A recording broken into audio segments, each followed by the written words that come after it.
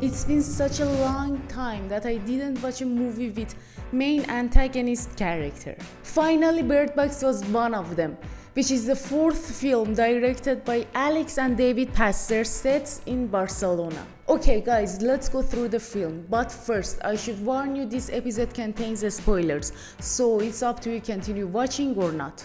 Before we start talking about the film, if you have watched the previous Bird Box, so you should know there is a cult that they forced people to open their eyes and made them to see unknown creatures. And it had two results. One, they see the creatures and they commit suicide.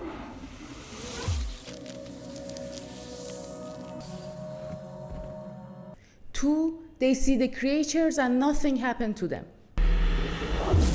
So in this case, they become part of the cult and they make other people to observe the creatures. And that's exactly what's happening in this part 2. Sebastian is a religious man who lost his family in apocalyptic world, and when he sees the creatures, nothing happened to him. He continuously sees his daughter's soul telling him, you have mission, make people to observe the creatures.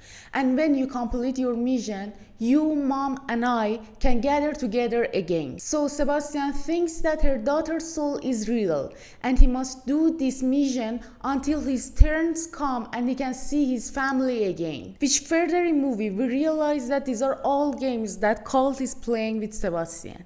Now here's the question, what are those creatures? Actually in the film, they talk about quantum creatures.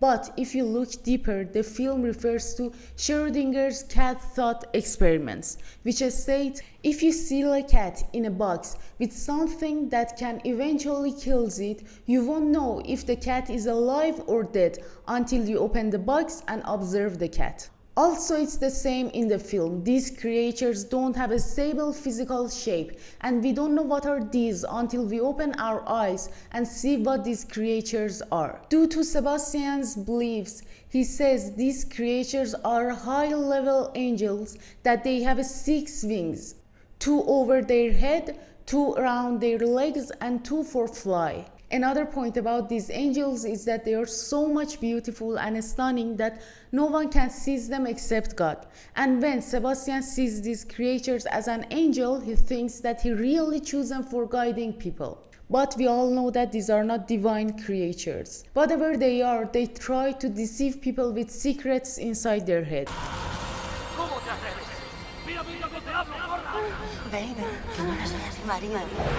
One of the main symbols in the film is an eye. As we know, eyes are gate of souls, and when the cult draw an eye on forehead of people, it's a metaphor of third eye. When someone's third eye is activated, so he can see creatures and world that is not understandable for an ordinary person. This religious belief of Sebastian remains till about the end of the film, and when he was dying, finally he sees his real daughter's soul, which is not illusion anymore.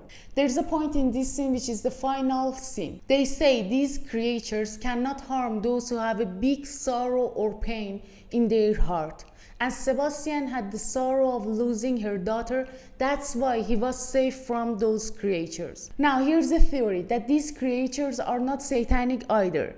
Because as we know, satanic creatures feeds from sadness and sad souls, but these creatures had nothing to do with sad people. So it's possible that these creatures are from another dimension of the world. The movie is based on 2014 novel of Josh Malerman by the same name. The film is a Spanish post-apocalyptic horror film, and IMDb rate for this movie is 5.3, Rotten Tomato is 54, and Metacritic is 47, and my rate to this movie is 7 out of 10. The movie is technically well acted and atmospherically unsettling and certainly watchable. What do you think? Thank you so much for watching. If you liked the video, please tap the subscribe button, then send it to your friends. If there's any question, any mistake, or any suggestion, please let me know. Love you all. See you soon.